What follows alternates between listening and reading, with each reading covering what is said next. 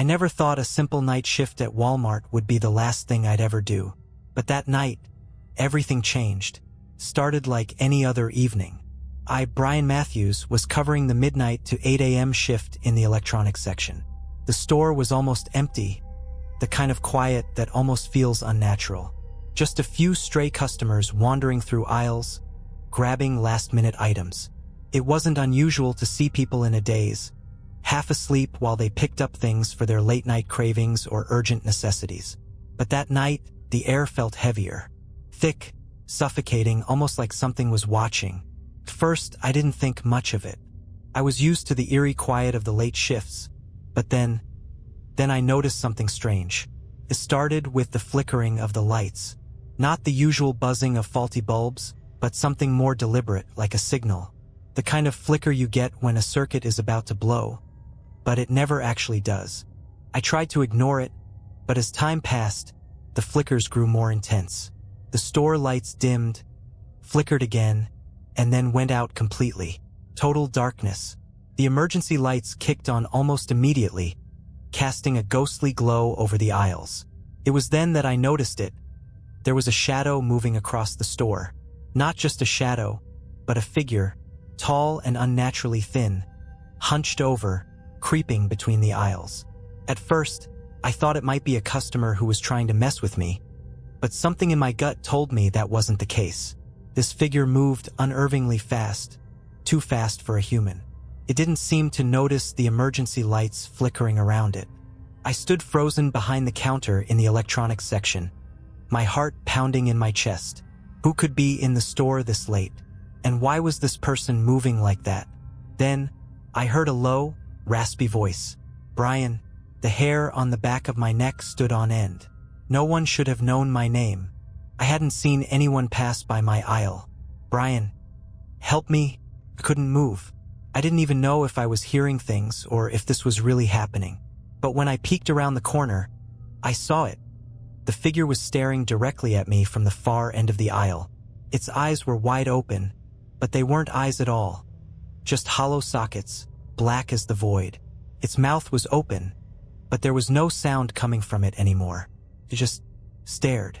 I should have run, but something kept me rooted to that spot, paralyzed with fear. And then, in the blink of an eye, it was gone. The aisle was empty again. I told myself I was just tired, that I had imagined it all.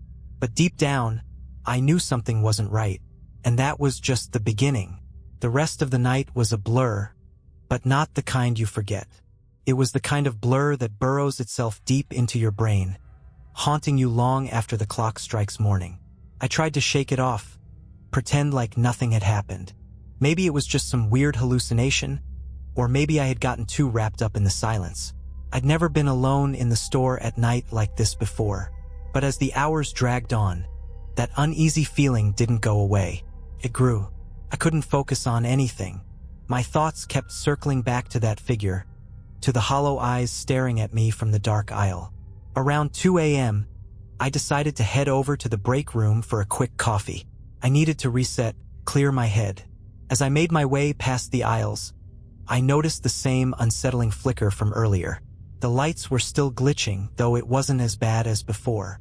The store was silent, except for the hum of the fridge in the back and the occasional beep from the scanners. But then I heard it screaming. Not the kind of screams you hear from a customer being startled. Not the kind of screams that could be dismissed. No, this was a long, drawn-out scream, the kind that rattles your bones. It was coming from the aisle where the toys were stocked. The toy aisle was always empty at night. I knew no one was supposed to be there. I froze, every muscle in my body locking up. The scream was so raw, so desperate. It sounded like it was coming from someone who had been in unimaginable pain. Then came another scream, closer this time. I told myself it was just a prank. Maybe someone was messing around, but then I heard something else. The unmistakable sound of footsteps. And they weren't normal footsteps. They were dragging, slow, like someone was dragging their feet across the cold, waxed floors. My pulse quickened. Against every instinct telling me to turn and run, I couldn't stop myself.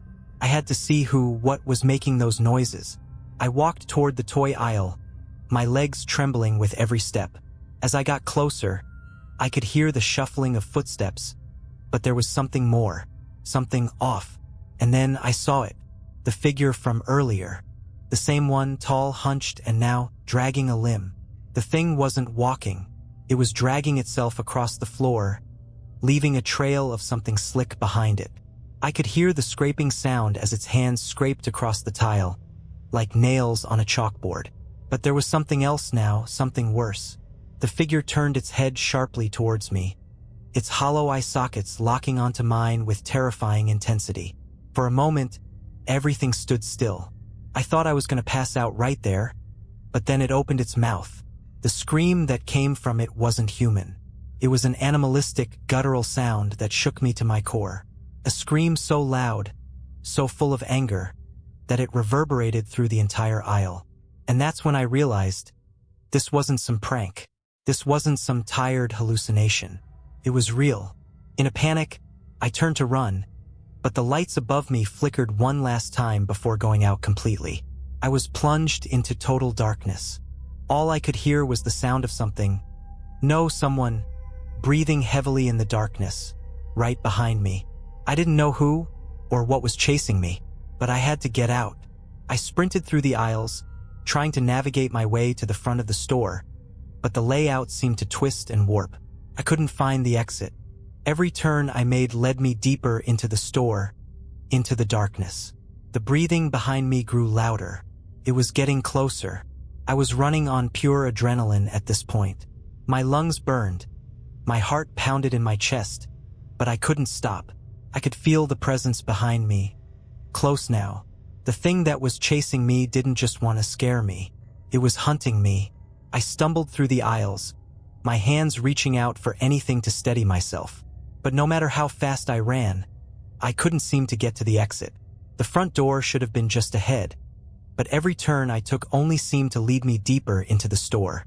And then there it was, the front doors.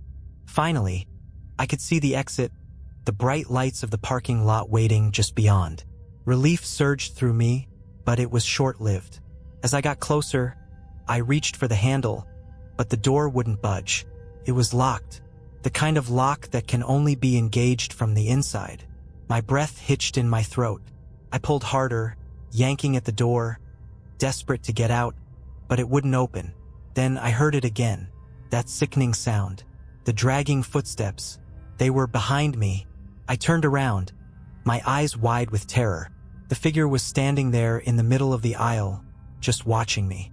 Its head was tilted at an unnatural angle, as if it was studying me, waiting for me to make my next move. I felt trapped. There was nowhere to run, nowhere to hide. I was locked in the store with that. I couldn't think. My mind was spinning. But then, something else happened. Something that sent chills down my spine.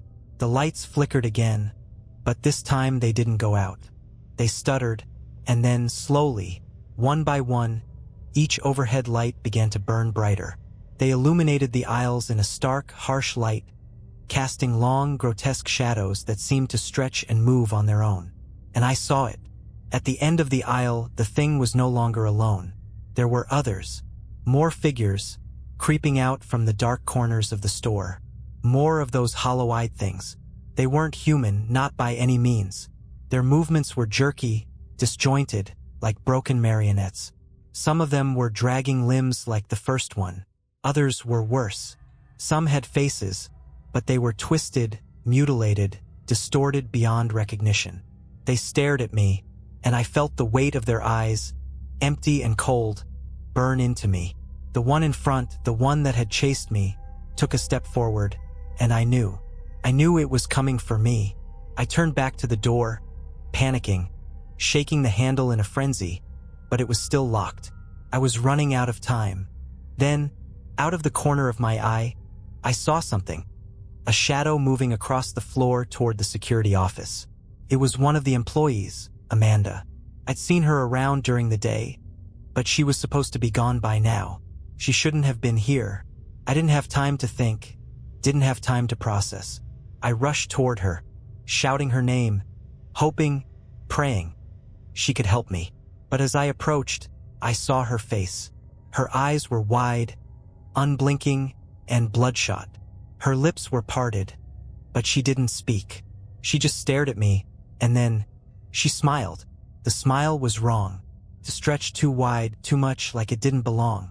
The corners of her mouth were cracked, bleeding, as if it had been forced there. And then I saw it. There was something in her hands, something sharp, something glinting under the flickering lights. Before I could react, she lunged at me, her arms reaching out like claws. I barely managed to dodge her grasp, stumbling backward. I didn't know what was happening anymore, why she was trying to hurt me, but there was no time to figure it out. The creatures were closing in. Amanda was closing in. The door still wouldn't open. In a split-second decision, I ran straight past her, running blindly toward the back of the store. My only goal now was to get away, to get far, far away from all of this. But when I reached the back, I saw something that made my blood run cold. The back door was wide open, and standing in the doorway was someone else. A man, taller than any of the others, and his eyes were not hollow. His eyes were too full, too alive. And then I heard his voice, low, cold. "You're not leaving, Brian." And I realized then that maybe, just maybe, I never would. I froze. The blood drained from my face as the man in the doorway stepped forward, his heavy boots clicking on the tile with each step he took. My mind raced, my pulse pounding in my ears. Who was he? What did he want from me? His face was too familiar, but I couldn't place it. It was like I had seen him before in passing, a fleeting moment, but never really looked. He wasn't wearing a uniform, but there was something unsettlingly calm about the way he stood. His eyes, they were too knowing, too aware. "Why are you doing this?" I managed to choke out, my voice barely a whisper. He smiled, an unsettling, controlled smile. "Because you're already a part of this place now, Brian. You don't get to leave once you've seen what's here. Not after what you've witnessed." I took a step back. There was no way out. The creatures in the store, Amanda, and now this man. The walls were closing in, both figuratively and literally. My mind scrambled for a way out, any way out, but there was nothing. No exit, no escape. He stepped forward again, his movement slow, deliberate. I couldn't take my eyes off of him. There was a presence about him that made my body want to run, but my legs felt like lead. The things in the store were still lurking in the shadows, waiting, watching. "Why me?" I asked, still hoping for an answer, even though I already knew I wasn't going to like it. "What do you want with me?" The man chuckled darkly, his voice low, almost conspiratorial. "You really think you're the first? You're not. This store, it's a breeding ground, a place where things manifest. People like you, like Amanda, you don't just work here. You become part of it. You witness it. And once that happens, you're bound to it. No one leaves, Brian. Not really." Couldn't breathe. My heart pounded harder than ever, and I felt the weight of his words like chains around my chest. I had heard rumors about Walmart, about strange occurrences, whispers among the late-night staff. But this was something else entirely. And then I realized it, the lights, the flickering lights, the creatures, Amanda's smile. They weren't just random occurrences. They were part of a much larger plan. This man, this thing was part of it. And so were the others. They weren't victims. They were part of the nightmare too. The realization hit me like a ton of bricks. Are you one of them?" I asked, my voice trembling.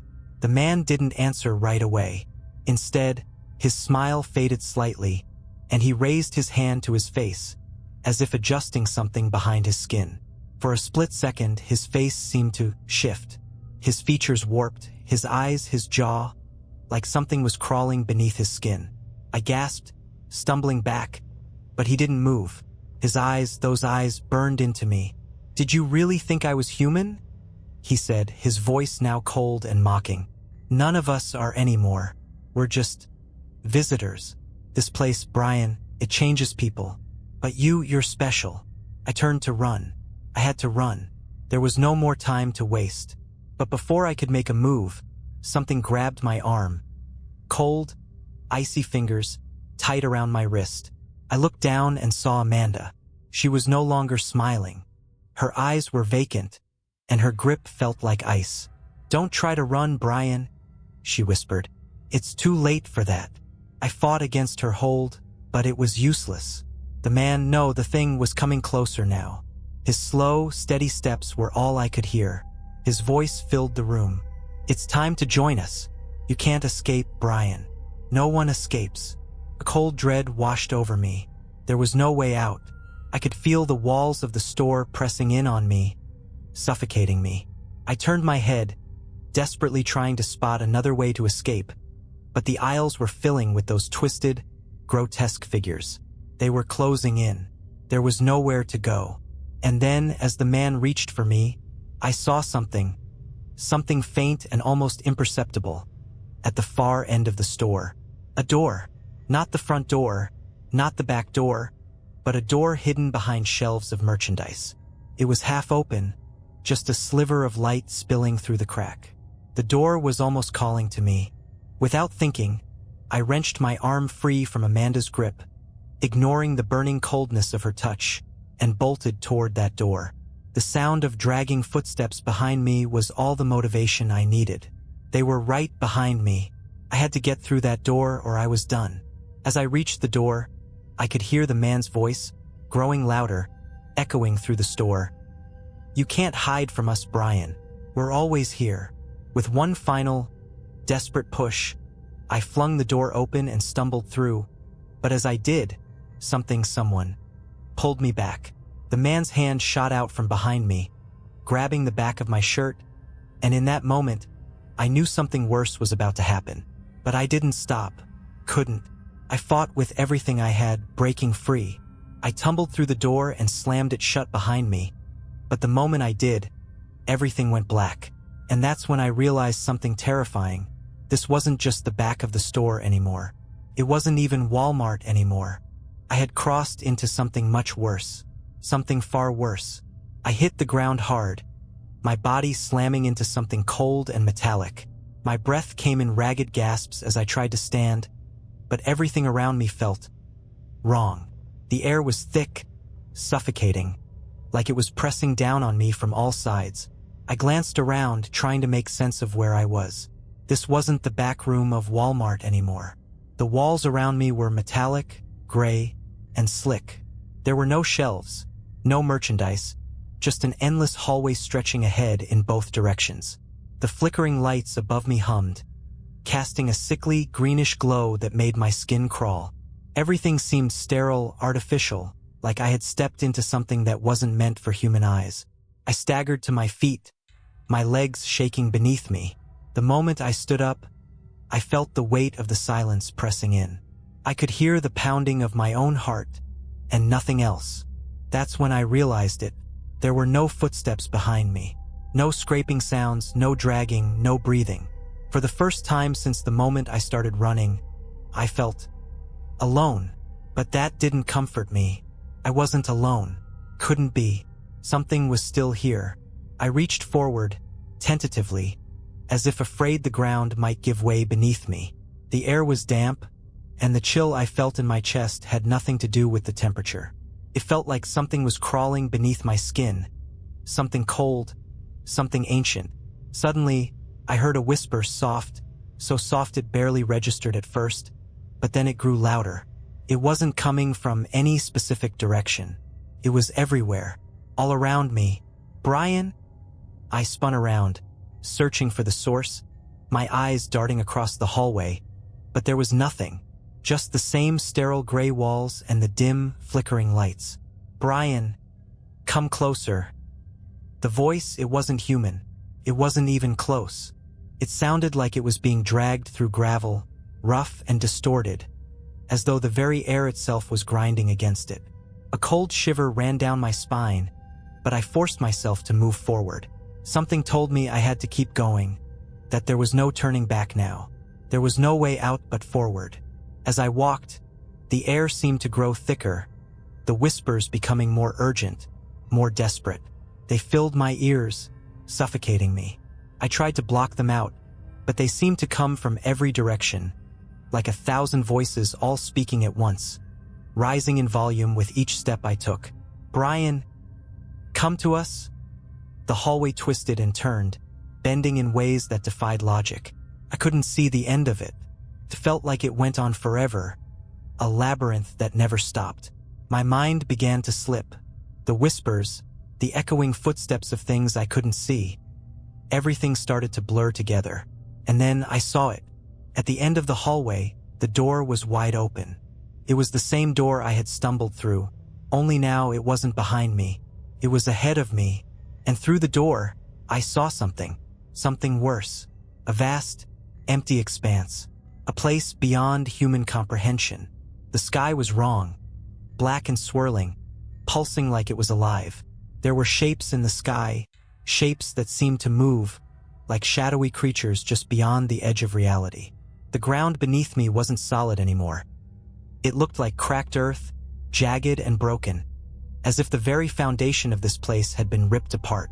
And standing at the doorway, I saw him again. The man, the one who had chased me, the one who had trapped me in this nightmare. He was no longer just a man. His form had shifted, stretched, and twisted, like a nightmare made flesh. His face was distorted, like a melting mask of horror. His eyes, those same hollow eyes, now gleamed with something far worse. He grinned, that same cruel smile spreading across his face. "You've entered their world now, Brian," he said, his voice low, cold, a rasp that scraped at my soul. "You're one of us now. You'll never escape." I tried to turn, tried to run back the way I came, but it was too late.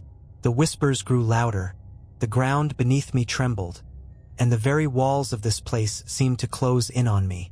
I stumbled backward, fear flooding my veins as I felt the oppressive force of whatever this place was bearing down on me. "Brian, you can't run from us," the voice taunted. "There's nowhere to go. You'll become part of it, like us, like the others." And then, something cold gripped my ankle. I looked down, panic surging through me as I saw one of the creatures, the ones from Walmart, crawling out of the shadows, its limbs contorted in ways that shouldn't have been possible. Its mouth was wide open, a gaping maw filled with sharp teeth. It let out a blood-curdling screech as it pulled itself toward me, its hands dragging across the ground, slick with something that wasn't quite blood. I kicked at it, my foot connecting with its head, but it barely flinched. Another one appeared, then another, until they surrounded me, crawling over each other like a mass of writhing, twisted bodies. I was trapped. The man, the thing, watched me with those hollow eyes as the creatures closed in, their screeches deafening, their movements impossibly fast. And then, for the first time since I'd entered this nightmare, I understood. I wasn't going to survive. And the last thing I saw before the darkness swallowed me was his smile. "It's too late, Brian. You're ours now." I don't know how long it took, but eventually, the world around me went dark. A suffocating, heavy blackness that seemed to crush every last ounce of consciousness from me. I thought I was dead, thought that whatever horror I'd stumbled into had finally taken its toll. But no, when I opened my eyes, the nightmare had only just begun. I was back at Walmart. The fluorescent lights above flickered, casting that sickly, pulsating glow that always made the place feel wrong at night. But something was different. The aisles were empty, eerily so, and the stillness was like a presence itself, suffocating me. The store was quiet, too quiet. No sounds of customers, no low hum of the refrigerators. It was like time had stopped, or worse, had reset. I looked around, trying to make sense of it. Had I somehow woken up from the hell I'd just been in? Was I back in reality? But as I stumbled to my feet, the same terror began to creep in. Something wasn't right. I turned to the exit doors. They were there, the same familiar sight, but I didn't trust them. Couldn't. That's when I saw him. The man. The one who had trapped me. He stood at the far end of the aisle, staring at me with those same hollow eyes, that twisted, grotesque grin plastered across his face. He was watching me like I was his prey. "You thought you were free," he said, his voice echoing through the silent store. "But you're wrong. You can never leave." I took a step back, my heart racing in my chest. My breath came in short, panicked bursts. I was sweating, my body shaking with dread. And yet, there was nowhere to run. The aisles stretched on endlessly, far beyond anything I'd ever seen before, twisting and warping like the very fabric of the store had changed. And then I saw them again. The creatures. The twisted, mutilated bodies creeping through the aisles, dragging themselves toward me. Their hollow, dead eyes locked onto mine, and I could feel the weight of their hunger, their insatiable need to consume. But I didn't have the strength to run. I couldn't move. My body felt like it was made of stone, heavy and cold. The man smiled, stepping closer, his form shifting and distorting, the edges of his body flickering in and out of focus. "You're stuck here, Brian. There's no escape.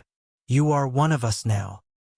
His voice grew louder, the words reverberating through my skull, louder than the screeches of the creatures, louder than the thundering of my own heartbeat. He raised his hand, and I felt the air grow colder, the space around me stretching like a rubber band about to snap. "No, please," I screamed, my voice breaking. "I don't want this. I just want to go home." But the man didn't listen. He reached out, his fingers long and sharp, like claws ready to rip into me. The creatures were almost upon me, their jagged mouths open, their twisted forms crawling faster, gaining on me. And in that moment I knew. It wasn't just Walmart. It was the world. The place I'd ended up in, this prison, this hell, wasn't just confined to the store. It stretched beyond it. The creatures, the man, they weren't bound by the walls of the store. They had always been there, watching, waiting. And once you crossed over, once you entered their realm, you were never free again. I couldn't escape. I didn't want to be a part of this. But the truth was undeniable. The very air around me was thick with their influence. It was too late.